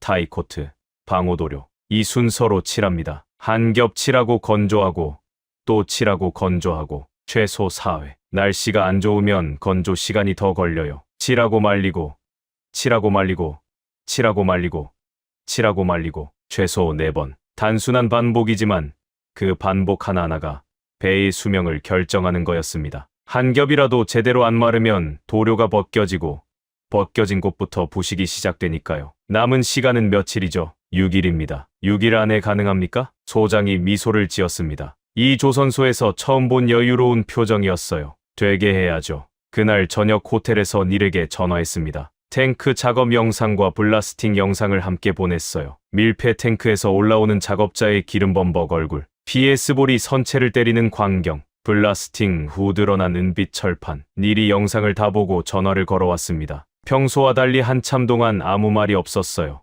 닐, 그래 이 형, 왜 그래? 내가 직접 가봐야겠어. 부산에 직접 가봐야겠다. 갑자기 왜? 닐이 한숨을 쉬었습니다. 35년차 로이드 성급 수석 검사관이 한숨을 쉬는 건 처음 들었어요. 네가 보내는 영상이 내 35년 경력을 부정하고 있거든. 무슨 뜻이야? 내가 3개월 전에 그 배를 검사했어. 60가지 결함 목록을 직접 썼고 폐선 권고도 내가 해. 수리 비용이 선박 가치를 초과한다. 그게 내 결론이었어. 그래서? 그런데 네 영상을 보면 그 사람들이 진짜로 고치고 있잖아. 내가 불가능하다고 판정한 걸 하나씩 해내고 있다고. 250바 세척, 비파괴 검사, 탱크 청소, 블라스팅까지. 이게 말이 돼? 닐의 목소리에 처음으로 흔들림이 있었습니다. 35년 동안 쌓아올린 전문가로서의 확신. 그 확신에 금이 가고 있었어요. 닐, 네가 직접 와서 보는 게 맞을 것 같아. 내일 비행기 예약한다. 정말. 그래 이엄, 내가 틀렸을 수도 있잖아. 35년 만에 처음으로 그런 생각이 들어 전화를 끊고 한참을 앉아 있었습니다. 로이드 성급 수석 검사관이 부산에 온다. 자기가 폐선 판정을 내린 바로 그 배를 다시 보러.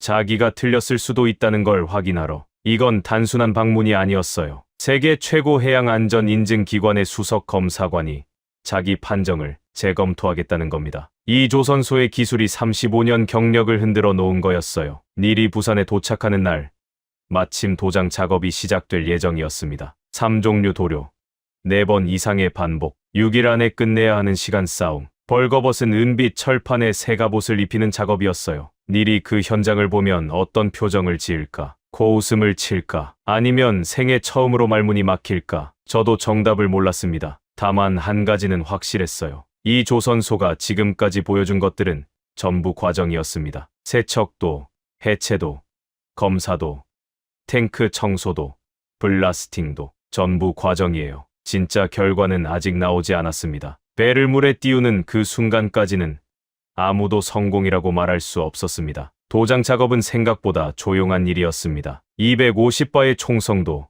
블라스팅의 폭풍우도 없었어요. 롤러와 붓, 그리고 스프레이건.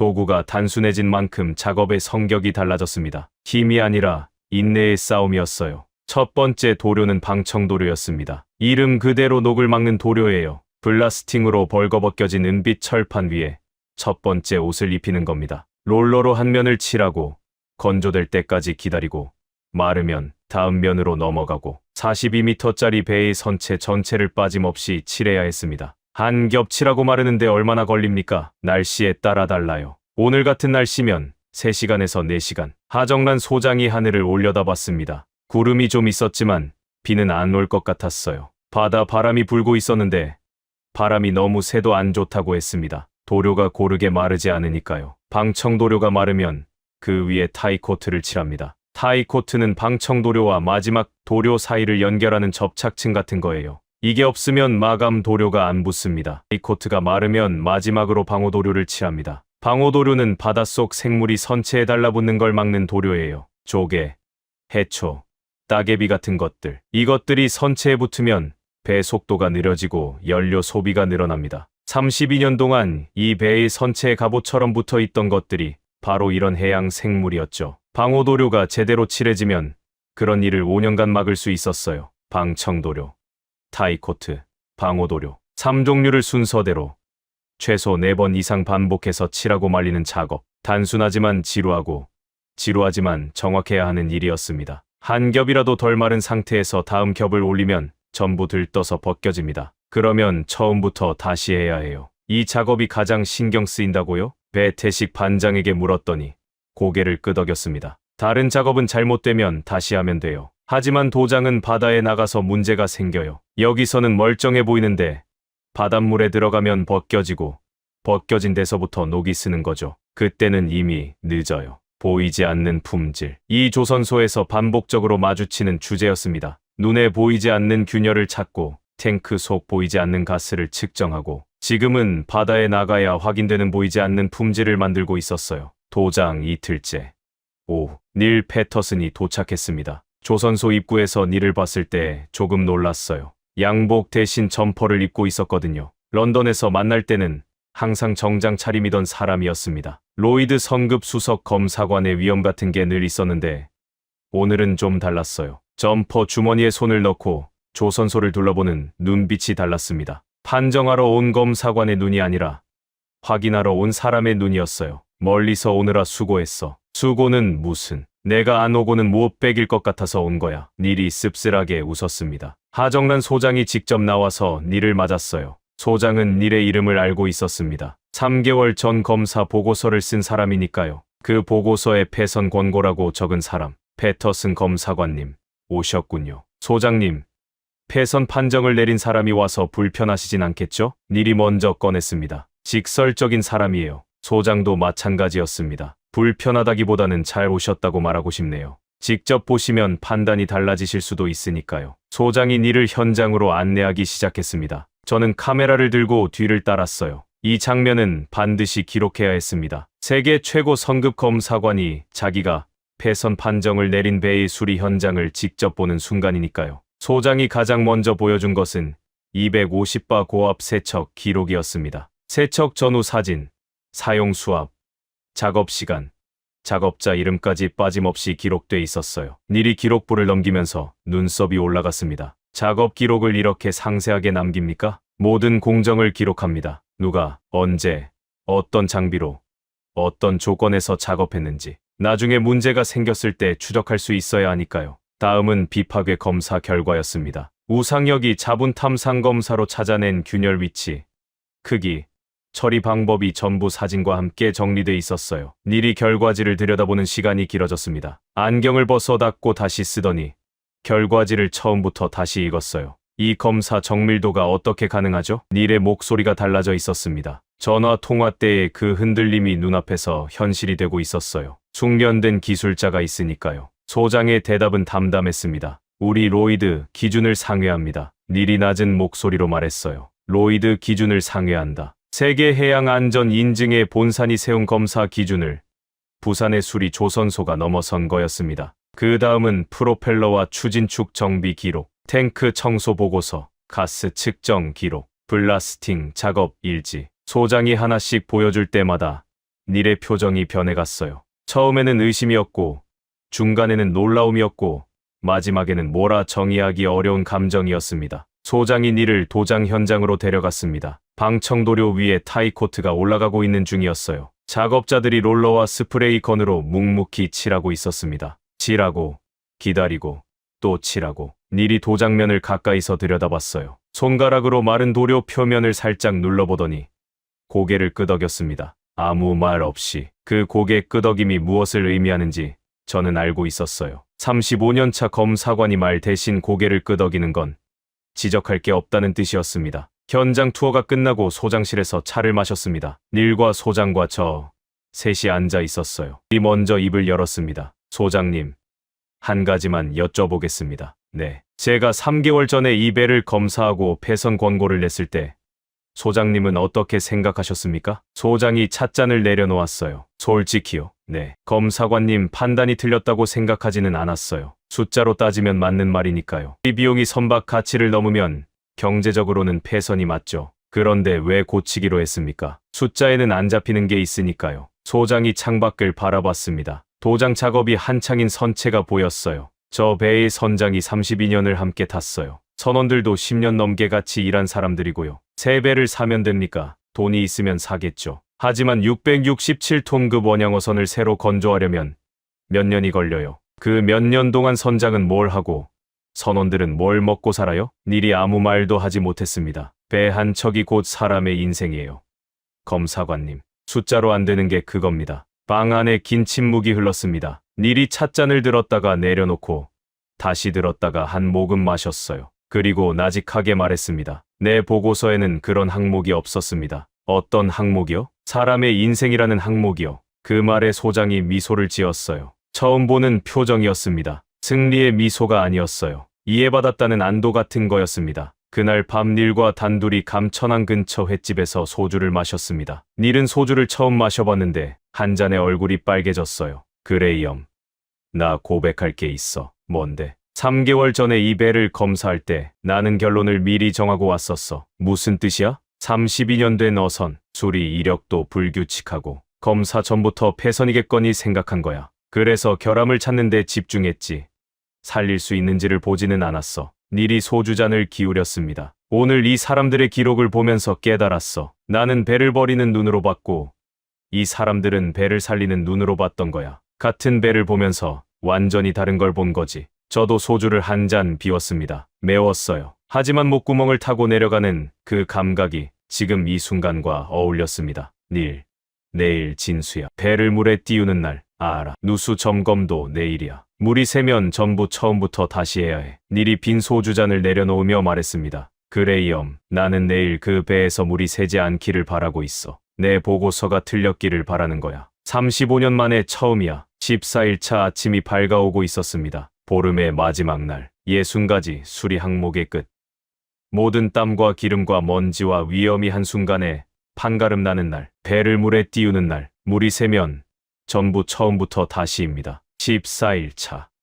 새벽 5시에 눈이 떠졌습니다. 알람을 맞춰놓지 않았는데 저절로 깼어요. 긴장 때문이었습니다. 오늘의 의미를 모를 수가 없었거든요. 호텔 창문을 열자 감천항의 새벽 공기가 밀려왔습니다. 소금기와 기름 냄새가 섞인 이제는 익숙해진 냄새. 보름 전에는 이 냄새가 낯설었는데 오늘은 달랐어요. 마치 시험 당일 아침에 학교 앞에 서 있는 기분이었습니다. 보름간의 공부가 끝나고 이제 시험지를 받아드는 순간 조선소에 도착하니 이미 사람들이 모여 있었습니다. 작업자들은 물론이고 하정란 소장, 배태식 반장, 우상혁까지, 그리고 닐이 제 옆에 서 있었어요. 어젯밤 소주를 마시고도 아침 일찍 나온 겁니다. 얼굴이 조금 부어 있었지만 눈빛은 맑았어요. 강필두 선장도 와 있었습니다. 보름 동안 조선소 근처 여관에 머물면서 매일 배를 보러 왔다는 건 나중에 알았어요. 오늘은 표정이 달랐습니다. 입술이 마른 채 굳어 있었고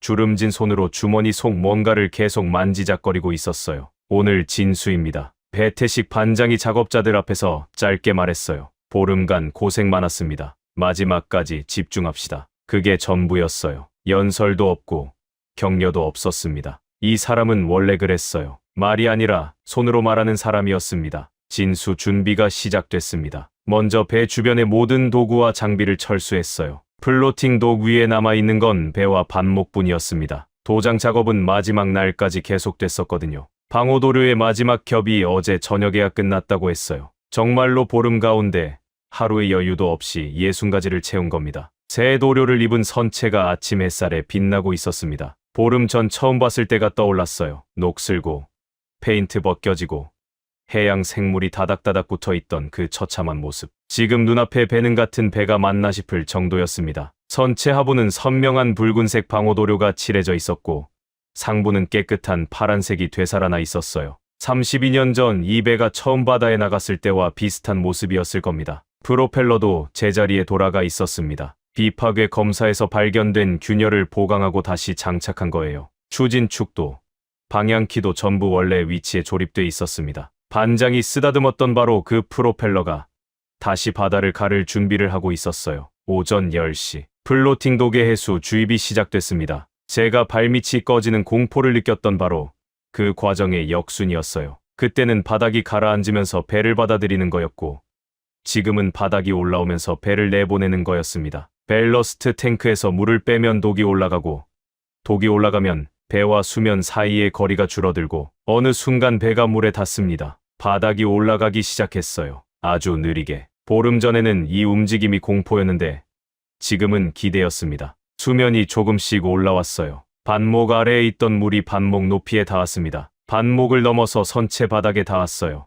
붉은 방호도료가 칠해진 선체 하부가 처음으로 물에 닿는 순간이었습니다. 모두가 숨을 죽였습니다. 누가 시킨 것도 아닌데 조선소 전체가 조용해졌어요. 크레인도 멈춰 있었고 다른 작업장의 소리도 들리지 않았습니다. 바람 소리와 물이 차오르는 소리만 남았어요. 수면이 올라갔습니다. 선체 하부가 물에 잠기기 시작했어요. 10cm, 20cm, 30cm. 물이 선체를 감싸면서 배가 반목 위에서 미세하게 움직였습니다. 부력을 받기 시작한 거예요. 배가 물에 뜨려는 힘과 반목이 잡고 있는 힘 사이에서 미세한 진동이 일어났습니다. 그리고 어느 순간 배가 반목을 떠났습니다. 떠올랐어요. 32년 된 667톤짜리 어선이 물 위에 떠올랐습니다. 보름 전에 죽어가던 배가 새 옷을 입고 물 위에 떠 있었어요. 하지만 아직 끝이 아니었습니다. 여기서부터가 진짜였어요. 누수 점검 시작합니다. 배태식 반장의 목소리가 울렸습니다. 작업자들이 배 위로 올라갔어요.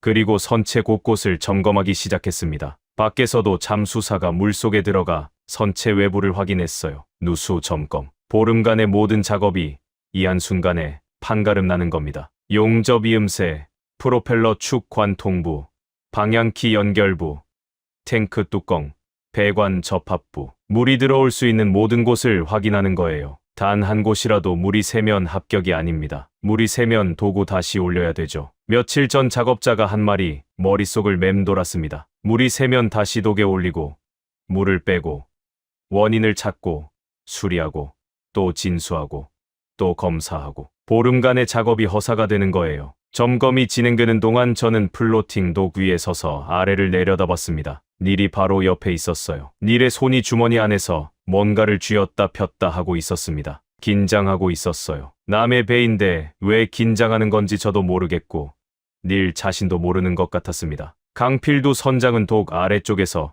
배를 올려다보고 있었어요. 입술이 파르르 떨리고 있었습니다. 하정란 소장은 무전기를 들고 점검조와 교신하고 있었어요. A 구역 이상 없음, B 구역 이상 없음, C 구역 이상 없음. 한 구역씩 통과할 때마다 미세한 안도가 흘렀습니다. 하지만 끝까지 가봐야 했어요. 마지막 구역이 남아 있었으니까요. 이 구역 점검 중 무전기가 잠시 조용해졌습니다. 3초, 5초. 시간이 늘어지는 느낌이었어요. 왜 답이 없는 거지? 제 심장이 빨라졌습니다. 닐이 제 쪽을 힐끗 봤어요. 소장의 무전기를 쥔 손에 힘이 들어간 게 보였습니다. D 구역. 점검자의 목소리가 무전기에서 나왔어요. 한 번 더 확인합니다. 한 번 더 확인한다. 그 말에 현장 분위기가 얼어붙었습니다. 무슨 뜻이지? 뭔가 발견한 건가?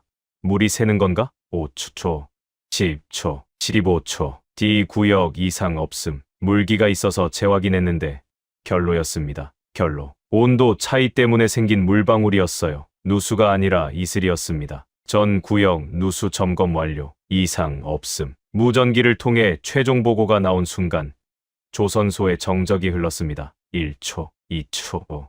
그리고 배태식 반장이 고개를 한번 끄덕였어요. 그게 신호였습니다. 작업자들 사이에서 박수가 터져 나왔습니다. 우레 같은 환호는 아니었어요. 보름 동안 목숨 걸고 일한 사람들의 조용한 박수였습니다. 서로의 어깨를 두드리고 씩 웃고 고개를 끄덕이는 정도. 하지만 그 조용한 축하 속에 담긴 감정의 무게를 저는 알고 있었습니다. 배태식 반장이 선체를 올려다봤어요. 보름 전 반목 위에서 처음 만났던 바로 그 자리에서 이제는 물 위에 떠있는 배를 바라보고 있었습니다. 반장의 입에서 나직한 말이 나왔어요. 저 배가 나가서 안전하게 만선을 또 할 수 있도록 그런 마음밖에 없습니다. 그 한마디에 주변이 또 조용해졌습니다. 반장은 아무렇지 않은 얼굴이었어요. 감동적인 말을 한다는 자각이 전혀 없는 표정이었습니다. 그냥 사실을 말한 거예요. 자기가 왜 이 일을 하는지, 왜 보름 동안 새벽부터 밤까지 일하는지, 왜 32년 된 배를 버리지 않는지, 만선.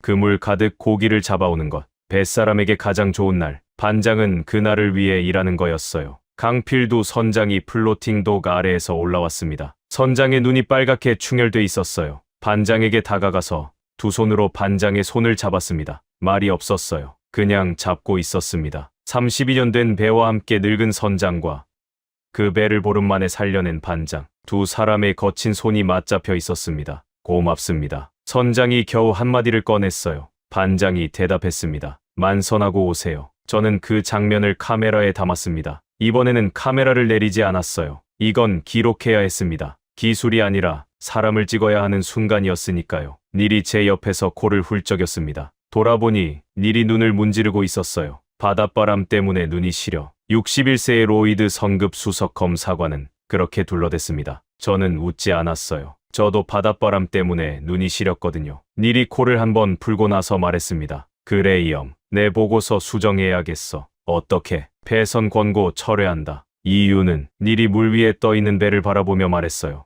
이 사람들이 만든 건 수리가 아니야. 그럼 뭔데? 부활이야. 부활. 닐의 입에서 나온 그 단어가 바닷바람을 타고 감천항에 퍼졌습니다. 32년 된 배의 부활. 그리고 그 부활을 만들어낸 사람들. 저는 보름 전에 이 조선소에 왔을 때를 떠올렸습니다. 까발리러 왔었어요. 아시아 수리 조선의 허점을 찾으러. 기사 제목까지 미리 정해놓고 35년의 경력이 내린 결론은 단순했습니다. 32년 된 배는 고철이다. 보름 동안 저는 허점 대신 경위를 발견했습니다. 고철 대신 부활을 목격했어요. 그리고 그 부활의 중심에는 기계가 아니라 사람이 있었습니다. 250발을 맨손으로 잡는 사람, 4톤을 4시간에 걸쳐 떼어내는 사람, 어둠 속에서 형광으로 금을 찾는 사람, 산소 18% 탱크에 기어 들어가는 사람, 모래 총알을 맞으면서 철판을 깎는 사람, 칠하고 말리고를 4번 반복하는 사람, 그리고 그 모든 걸 보름 만에 해내는 사람들. 이 사람들 때문에 배가 살았습니다. 다음 날 아침, 수리를 마친 어선이 감천항을 떠나는 날이었습니다. 부두에 나가니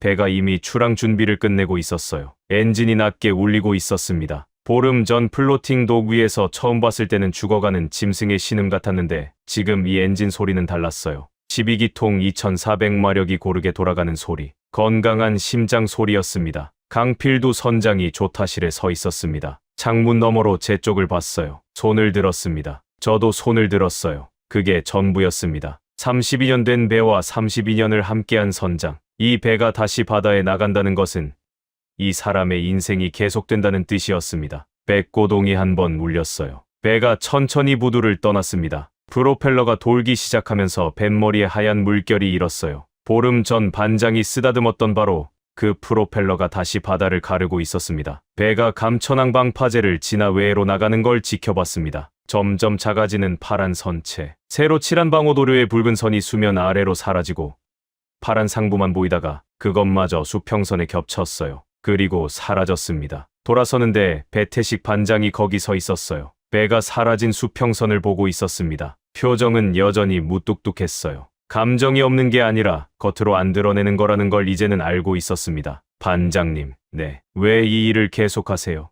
반장이 저를 쳐다봤어요. 보름 동안 수없이 마주쳤는데 이 질문은 처음이었습니다. 다른 거 할 줄 몰라서요. 웃었어요. 무뚝뚝한 얼굴에 웃음이 번지는 건 처음 봤습니다. 그리고 배가 좋아서요. 그게 전부였어요. 다른 거 할 줄 모르고 배가 좋아서. 35년을 이 일만 해온 사람의 대답이었습니다. 거창한 소명 의식 같은 건 없었어요. 하지만 그 단순한 대답 속에 이 조선소의 모든 것이 담겨 있었습니다. 250발을 잡는 이유도 사톤을 떼어내는 이유도, 탱크에 기어 들어가는 이유도 다른 거 할 줄 모르고 배가 좋아서, 그래서 배를 버리지 않는 겁니다. 호텔로 돌아가서 노트북을 열었습니다. 로이드 리스트에 보낼 기사를 써야 했어요. 원래 기사 제목이 뭐였는지 기억납니까? 아시아 수리 조선의 민낯. 까발리러 온 거였죠. 허점을 찾아서 쓰려고 했던 기사. 제목을 지웠습니다. 그리고 새 제목을 썼어요. 부산에서 만난 세계 마지막 장인들. 기사를 쓰기 시작했습니다. 키보드를 두드리는데 자꾸 멈추게 되더군요. 쓸 게 너무 많았어요. 250바의 총성, 프로펠러를 쓰다듬는 손, 어둠, 속 형광 초록빛, 산소 18%의 탱크, 아들 등록금, 모래, 총알, 지라고 말리고, 그리고 만선하고 오세요. 기사 중간에 이런 문장을 썼습니다. 34년간 전 세계 조선소를 다녔다. 다치는 조선소만 봤다. 클라이드, 벨파스트, 함부르크, 나가사키. 하지만 부산 감천항에서 나는 처음으로 살아있는 조선소를 봤다. 쓰면서 아버지가 떠올랐습니다. 이번에는 다른 감정이었어요. 보름 동안 아버지를 여러 번 떠올렸습니다. 250발을 볼 때, 탱크 작업을 볼 때, 블라스팅을 볼 때, 매번 아버지의 손이 겹쳐 보였어요. 기름이 손금에 박힌 그 손. 아버지의 클라이드, 조선소는 죽었습니다. 영국이 배를 포기했으니까요. 조선소가 문을 닫으면서 기술도 사라지고, 사람도 흩어지고, 기억도 묻혔습니다. 아버지가 35년간 바친 기술은 아무데도 남지 않았어요. 영국에는 아버지의 기술을 이어받을 사람이 단 한 명도 없습니다. 하지만 한국에는 있었습니다. 배태식 반장이 있었고, 하정란 소장이 있었고, 우상혁이 있었고, 이름 모를 작업자들이 있었습니다. 아들 등록금을 위해 탱크에 들어가는 아버지가 있었어요. 목 근육을 한 달 동안 키워서 가죽 헬멧을 쓰는 사람이 있었습니다. 이 사람들이 있어서 배가 살았습니다. 32년 된 배가 다시 바다에 나갔어요. 선장의 인생이 계속됐습니다. 숫자로는 불가능한 일을 손으로 해낸 겁니다. 아버지가 살아계셨다면 이 조선소를 보고 뭐라 하셨을까요? 아마 아무 말도 안 하셨을 거예요. 대신 배태식 반장과 악수를 하셨겠죠. 기름이 박힌 손과 기름이 박힌 손이 마주잡는 말이 필요 없는 인사. 기사 마지막에 이렇게 썼습니다. 배를 고치는 것은 기술이다. 하지만 배를 살리는 것은 마음이다. 한국에는 둘 다 있었다. 그리고 그것이 이 나라의 조선업이 세계 1위인 진짜 이유다. 숫자도 아니고 시설도 아니고 정책도 아니다. 버리지 않는 마음, 그것이 전부다. 기사를 보내고 나서 닐에게 전화했습니다. 닐, 폐선 권고 철회 보고서는 언제 나와? 이미 썼어. 런던 본사에 보냈고 빠르네. 미룰 이유가 없잖아. 틀린 건 빨리 바로잡아야지. 닐이 한마디를 더 했어요. 그리고 그레이엄, 나 보고서에 한 줄 추가했어. 뭐라고? 해당 수리 조선소의 기술 수준은 로이드 선급 기준을 상회하며 세계 최고 수준으로 판단됨. 로이드 선급 역사상 수리 조선소에 이런 평가를 내린 건 처음이라고 닐이 말했습니다. 엘레나에게도 연락이 왔어요. 노르웨이 DMV 본사에 제출할 보고서에 한국 수리 조선 기술에 대한 별도 항목을 넣겠다고 했습니다. 윈터스 씨, 한 가지 말할 게 있어요. 뭔데요? 나는 35개국 조선소를 다녀봤어요. 한국이 조선업 세계 1위라는 건 알고 있었죠. 건조 물량이니 수주 잔량이니 숫자는 알고 있었어요. 하지만 왜 1위인지는 몰랐어요. 지금은 알겠어요? 네, 이번에 알았어요. 숫자가 아니더라고요.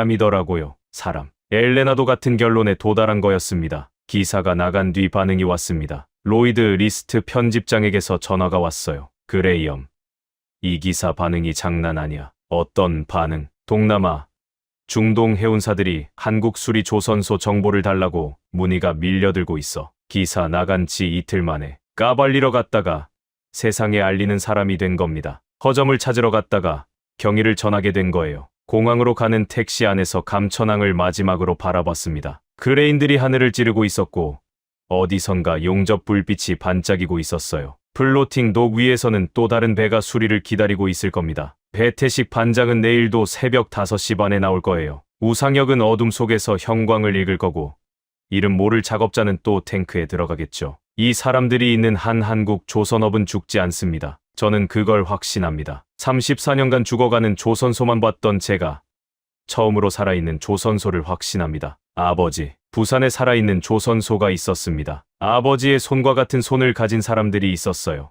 영국은 잊었지만 한국은 잊지 않았습니다. 배를 만드는 법도, 배를 고치는 법도, 배를 살리는 법도. 아무것도 잊지 않았어요. 그리고 저는 이 이야기를 세상에 전했습니다. 아버지가 못하 한 이야기를 부산이 이어가고 있다는 것을. 여러분, 지금까지 영국 해양 전문가 그레이엄 윈터스가 부산 감천항에서 목격한 보름의 기록을 함께 하셨습니다.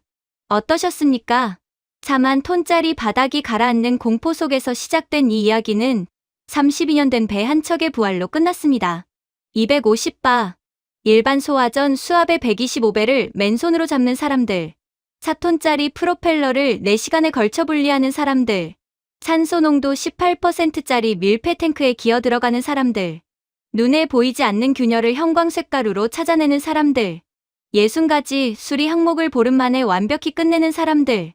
로이드 성급의 수석 검사관은 이렇게 말했습니다. 이 사람들이 만든 건 수리가 아니야. 부활이야. 노르웨이 성급 검사관은 35개국 조선소를 다녀보고 이렇게 말했습니다. 한국이 왜 1위인지 몰랐는데 이번에 알았어요. 숫자가 아니라 사람이더라고요. 영국은 잊었습니다. 독일도 잊었고 일본도 잊었습니다. 배를 만드는 법을, 배를 고치는 법을, 배를 살리는 법을. 하지만 대한민국은 잊지 않았습니다. 묵묵히 매일 새벽부터 밤까지 세상이 관심 갖지 않는 곳에서 이름 없는 장인들이 오늘도 배를 살리고 있습니다. 지금 이 순간에도 부산 감천항의 불빛은 꺼지지 않고 있습니다. 이 이야기가 더 많은 분들께 닿아야 한다고 생각하시면 지금 영상을 공유해 주십시오. 여러분의 공유 하나가 세상이 모르는 대한민국의 진짜 실력을 알리는 일이 됩니다. 가슴이 뜨거워지셨다면 댓글에 만선 2글자만 남겨주십시오. 버리지 않는 마음. 그것이 대한민국입니다.